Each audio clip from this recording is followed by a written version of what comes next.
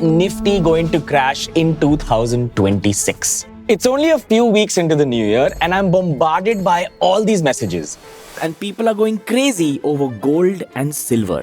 And I'm not surprised because this random chart that's floating on the internet talking about the crash that's going to happen in 2026. But on the other hand, we have Morgan Stanley talking about what a bullish year it could be in 2026.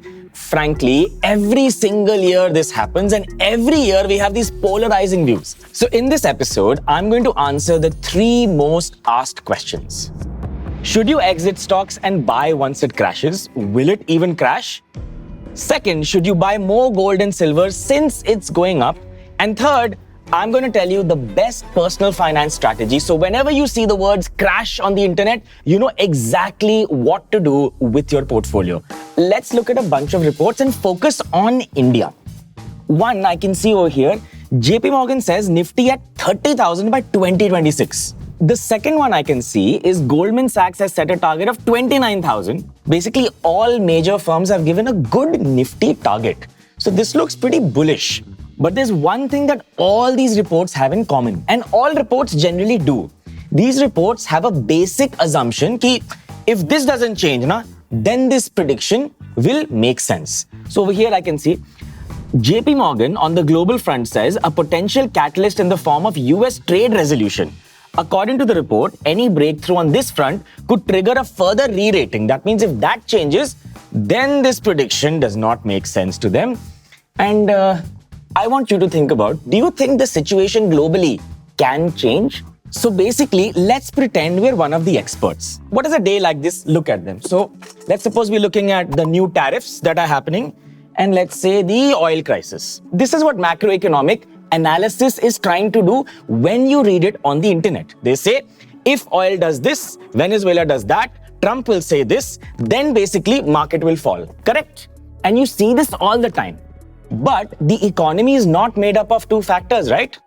It's made up of maybe a bunch of other things. There's IIP data. There is something that the RBI is doing. There is something about sales data. FMCG mein consumption nahi ho raha hai. Rural India is not buying. Monsoon nahi hua hai. So these things never really finish. So now let's do a more realistic plan on what this looks like. Let's look at the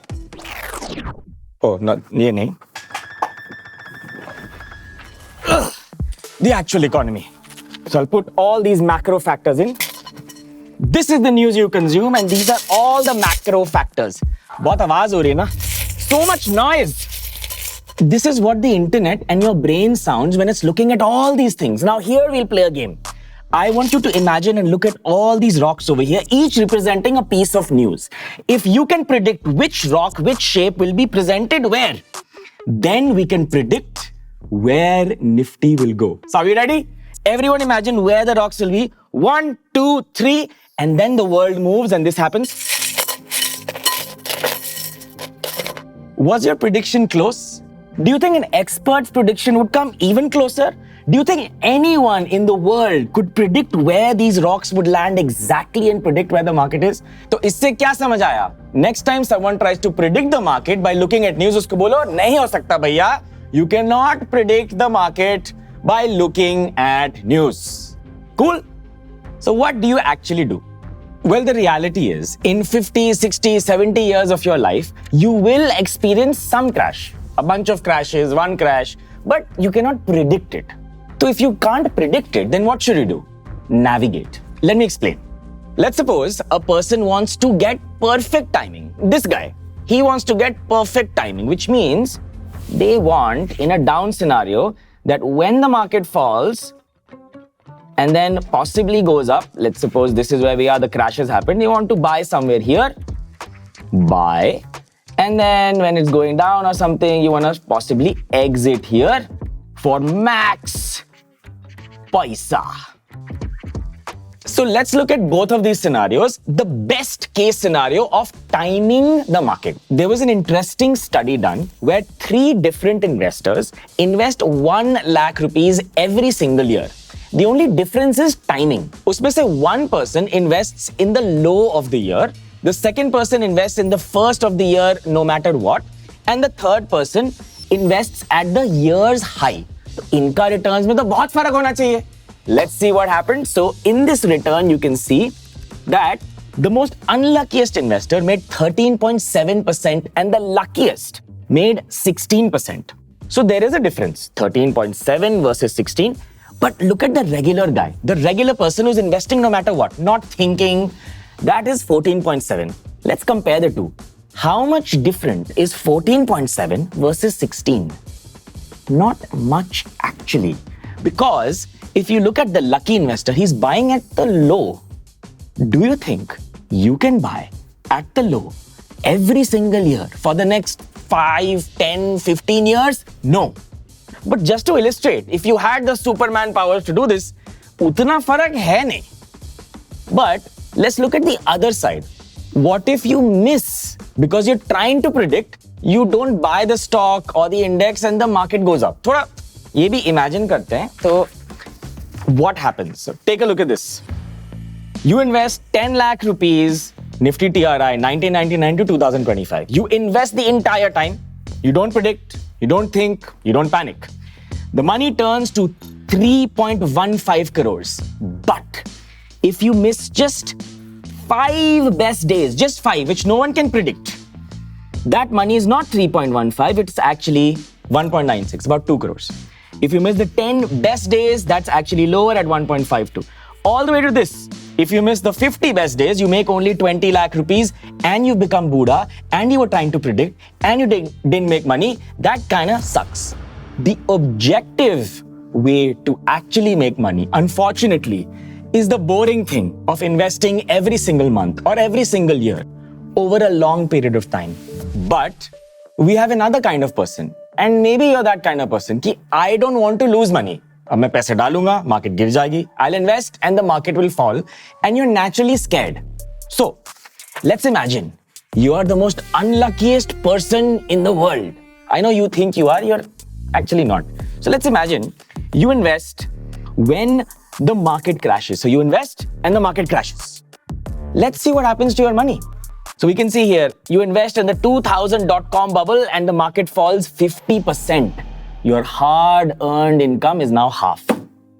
Then you have all of these different sell-offs. I want you to imagine this fall. Feel the pain. Now let's see how much money you made despite investing before the crash. That's your annualized returns. Remember, it's not the next year, it's annualized. So you have to wait for a few years, and that's the average return. Notice the longer you invested, the more times it became. So if your expectation is to make money in equity in 1 year, 2 years, do not invest in equity. There are other good products out there like debt, fixed deposits, they're all good. This is for all of you who are scared. I'm here to tell you, it's all right if you have a longer term horizon and you can go. So now that we've answered this question, we still have 2 more questions to go. Should you buy gold and silver? I absolutely love this because I'm not going to tell you. You will know the answer based on what I'm going to show you. It's really cool. So, clean up this and look at this. So here's what we'll do. Let's imagine we're looking at these 3 assets and we are deciding based on returns what our next move should be. Okay? We'll play this game together. So 2005, stocks is killing it. Then 2006, oh my God, stocks is killing it. Then we have 2007. Now you tell me, obviously, bonds are horrible because it's only 6-7%. I mean, who cares? So I'll put all my money in stocks because you know, ये क्या हुआ? Maybe bonds are good because yeah, bonds are giving 27% and so is gold. So I'll put the money here. Stocks gave 78%. I guess you know what I'm doing here. If you're deciding which asset to put money into based on last year's returns or recent returns, you'll always be confused and you'll always be running because there's a hype cycle. When there's a hype, you feel like following the crowd and stuff like this happens. Let's look at the next few years and look at gold very closely. The same pattern is repeating. So the only way to do this is to balance. Invest in all the asset classes, little bit. It's called asset allocation. We'll make a different video on how to do that. And you don't have to predict. But the main part is still left because the third bit of this is the actual strategy that you should do for your portfolio. So let's begin that. if I want to teach you something, I'm talking about emergency funds, index funds, long-term investing, compounding, holding on, all of those things that you should know, that school never taught us, college never taught us, but we should know, but we never learned. And I've been teaching since 2014. I've been doing this for a while.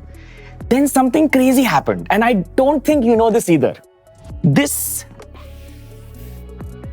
is the market, and it continues beyond this page. This is the market of people I called fear, which is why the thumbnail of this video actually uses fear to make you click, because everyone on the internet is trying to scare you. And if I made a video like this, it would not even come to your feed. Our job at 01 is to educate. Even if it means we package the video in such a way so you click and you see all of this, because when you open Instagram, when you open YouTube, all you see is doomsday stuff which makes you scared. The truth is that no matter when you invest, there is always something happening in the world. Look at this chart. Look at all these events. These are all negative events. Despite that, the market did okay. But there's one more thing I want to tell you, and it's called recency bias. Look at this over here. If you invested in 2020, then this is the compounding you would have seen, and you would think, yaar, market's to badhiya hai. But if you invested just a little late, you invested in 2024, this is what you would see, and you'd say, एक साल से invest किया है. Huh, markets don't make any sense, because this is your experience. So all of us might invest in the same market, but our experience and contextual experience decides our outlook towards life. And this is the most important part of the entire video. This is gonna hurt a little bit, but I want you to pay full attention to this and take a screenshot, because I'm gonna write this just for you. Take a screenshot of this, look at it, read it every morning for the next 7 days. No one knows where the market will go, but I know what's gonna happen in 2036 in your life. Don't let this happen to you.